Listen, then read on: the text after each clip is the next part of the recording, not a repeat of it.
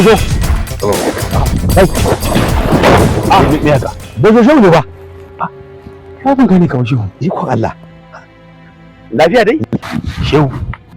Ya haka? Bari kai dai kawai. A cikin tashin hankali nake. Dumbulemi. To an ya ganka ne ka taho a ƙasa kana tafiya. Da farko tukuna ina abin hawa. Wai.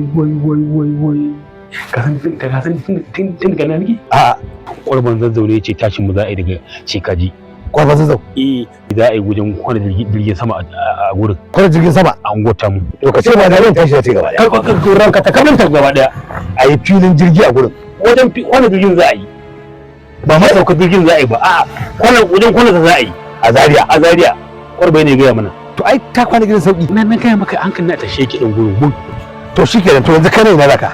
Ni yanzu taho da nayi. Inda ni ina zama koma ne. Gurbin da zan samu in gina dan gida. In taso daga Cikaji in dawo nan. Wai Bosho? Ni tambayar da zan maka ce ka san inda kake kuwa? Nan fa sabon garin Yankatsari kake.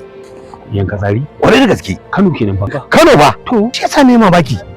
Tun daga Zaria Bosho ka tawo a ƙasa ka zo har yanzu sabon garin Yankatsari. Adaran wa muridan wa adaman wa hayya. Bosho? Duba iya ganin ka. Me yana ka nuna maka? A ni dai na ga filaye. To duba nan haka